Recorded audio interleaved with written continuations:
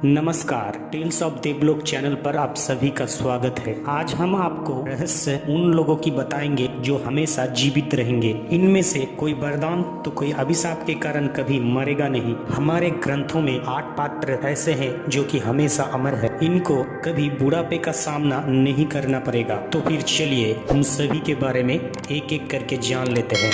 पहला चिरंजीवी है अश्वत्थामा। महाभारत के अनुसार गुरु द्रोणाचार्य के पुत्र का नाम अश्वत्थामा था। द्वापर युग में हुए युद्ध में अश्वत्थामा ने कौरव की ओर से युद्ध किया था। उस समय अश्वत्थामा ने उत्तरा के गर्भ में ब्रह्मास्त्र छोड़ दिया था और वो संतान पांडवों की ओर से आखिरी वंशज था, पर वो उसे वापस नहीं ले सका और इसी वजह से श्री कृष्ण ने उसे पृथ्वी पर भटकते रहने का अभिशाप दिया था। इस रहस्य का दूसरा पात्र है राजा बलि, जो कि भक्त प्रहलाद के पोते थे और उनकी दान धन को युगों युगों तक याद रखा जाता है और इसी दान धन के वजह से ही उसके मन में अहंकार आ गया था और इसी अहंकार को पतन करने के लिए भगवान विष्णु ने वामन देव का अवतार लिया और उससे दान में सब कुछ मांग लिया। फिर इनकी इन दानशीलता से प्रसन्न होकर भगवान विष्णु ने इनके द्वारपाल बन गए थे। इस अवतार ने 3 पग भूमि के लिए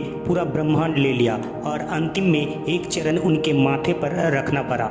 हमारे इस रहस्य का तीसरा चरित्र है मुनि व्यासदेव। इन्होंने चारों वेद यानी ऋग्वेद, सामवेद, यजुर्वेद एवं अथर्ववेद का संपादन किया था। इनका पूरा नाम कृष्ण द्वैपायन है। इन्होंने 18 पुराणों की भी रचना की है। मुनि व्यासदेव ऋषि पराशर और सत्यवती के पुत्र थे। उनका सबसे महान रचना है महाभारत और इन महाकाव्य की रचना भगवान गणेश जी से लिखाया था। उन्होंने गणेश जी को महाभारत लिखने के दौरान बड़े बड़े श्लोक देते थे ताकि जब तक वो सोच सके तब तक और पंक्ति जोड़ देते थे। इस रहस्य का चौथा चरित्र है बजरंगबली यानी हनुमान। त्रेता युग में अंजनी और केसरी के पुत्र के रूप में हनुमान जी का जन्म हुआ था। हनुमान जी जब माता सीता की खोज में लंका तक पहुंच गए तब उसने सीता माता को भगवान श्री राम का संदेश दिया था। इससे प्रसन्न होकर सीता माता ने उन्हें अजर अमर रहने का वर दिया था। इसके बाद ही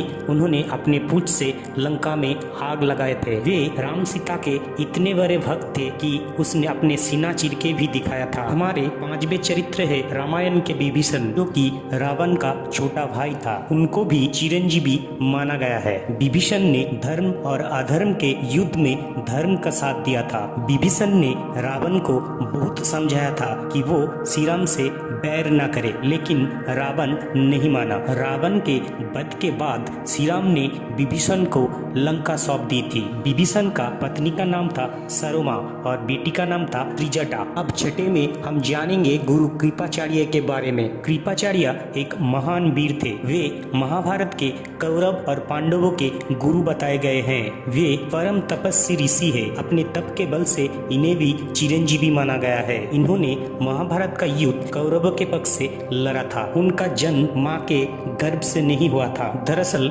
उनके पिता सर्व गुणों से संपूर्ण थे, इसलिए इस डर से इंद्र ने एक अप्सरा को भेजा उसका तपस्या भंग करने के लिए। तब वे खुद को संभाल तो सके, लेकिन उसका वीर्यस्खलन हो गया और वो शुक्राणु बड़े घास पे जाकर गिरे और वहीं से जन्म हुआ कृपाचार्य का एवं उनकी बहन कृपिका। और कृपी का विवाह हुआ द्रोणाचार्य के साथ। और 7वें पर है भगवान परशुराम। भगवान विष्णु के दशावतारों में छठा अवतार परशुराम है।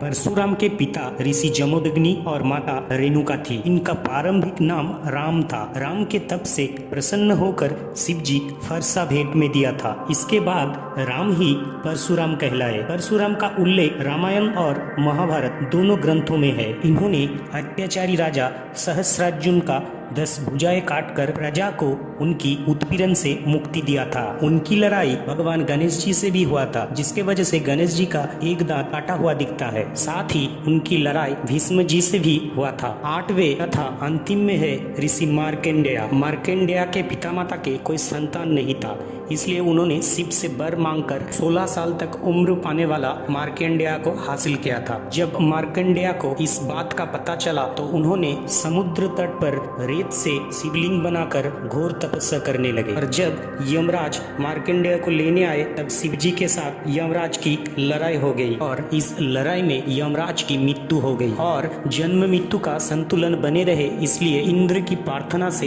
यमराज की प्राण लौटाई, क्योंकि उसने तप करके शिवजी को प्रसन्न किया था, इसलिए शिवजी के वर से वो चिरंजीवी हो गए और उन्होंने ही महामृत्युंजय मंत्र की रचना की थी। अगर इस तरह के स्टोरी आगे भी देखना चाहते हैं तो चैनल को सब्सक्राइब करके साथ रहिए। धन्यवाद।